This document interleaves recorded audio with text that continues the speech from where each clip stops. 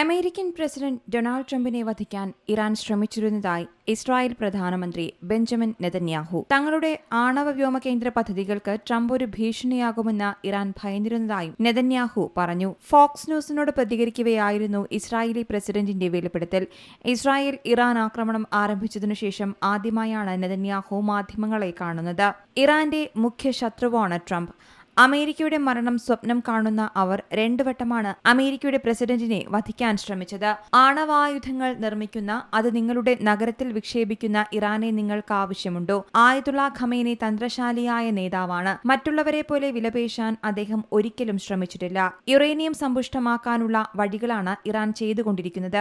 Billion കണക്കിന് ഡോളറുകൾ ചെലവഴിച്ചുകൊണ്ട് ബോംബിലേക്കുള്ള പാത നിർമ്മിക്കുകയാണ് അവർ. Qasem സുലൈമാനിയെ കൊന്നത് ഖമേനിയാണ്. ഇറാന് ഒരു ആണവായുധവും കൈവശം വയ്ക്കുവാൻ കഴിയില്ല. യുറേനിയം സമ്പുഷ്ടമാക്കാനും കഴിയില്ല. ഇറാനെ സംബന്ധിച്ച് ട്രംപ് ശക്തനായൊരു നേതാവായിരുന്നു. അതിനാൽ അവരുടെ മുഖ്യ ശത്രുവും അദ്ദേഹം തന്നെയാണെന്നാണ് നെതന്യാഹു മാധ്യമങ്ങളോട് പറഞ്ഞത്.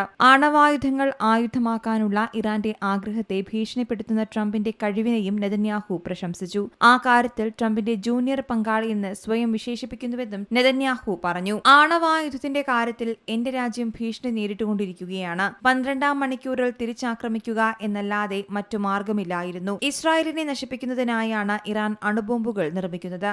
പ്രതിവർഷം 3600 ആയുധങ്ങൾ കൈവശം വയ്ക്കാവുന്ന തരത്തിൽ ആയുധശേഖരം വർദ്ധിപ്പിക്കുന്നതിനും ഇറാൻ ശ്രമിക്കുന്നുണ്ട്. 3 വർഷത്തിനുള്ളിൽ 1 ടൺ ഭാരമുള്ള 10,000 ബാലിസ്റ്റിക് മിസൈലുകളാണ് നമ്മുടെ നഗരങ്ങളിലേക്ക് വന്നത്.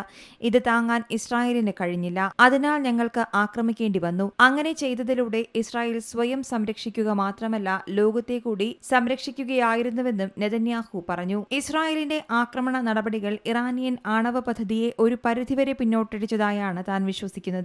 ഇറാന്റെ ബാലിസ്റ്റിക് മിസൈൽ ഭീഷണി ഇല്ലാതാക്കാൻ ആവശ്യമായതെല്ലാം ചെയ്യാൻ തന്റെ രാജ്യം തയ്യാറാണെന്നും അദ്ദേഹം കൂട്ടിച്ചേർത്തു. ഓപ്പറേഷൻ റൈസിംഗ് ലയൺ എന്ന് പേരിട്ട ഈ സൈനിക നടപടിയെ ചരിത്രത്തിലെ ഏറ്റവും വലുത് എന്ന് വിശേഷിപ്പിക്കാനാണ് തനിക്കിഷ്ടം. ഇസ്രായേൽ എന്ന രാജ്യത്തെ നശിപ്പിക്കുമെന്ന് വളരെ കാലമായി ഭീഷണിപ്പെടുത്തിയ അതേ ഇസ്ലാമിക ഭരണകൂടം 50 വർഷമായി ഇറാനിയൻ ജനതയെ അടിച്ചമർത്തുകയാണെന്നും നെതന്യാഹു പറഞ്ഞു.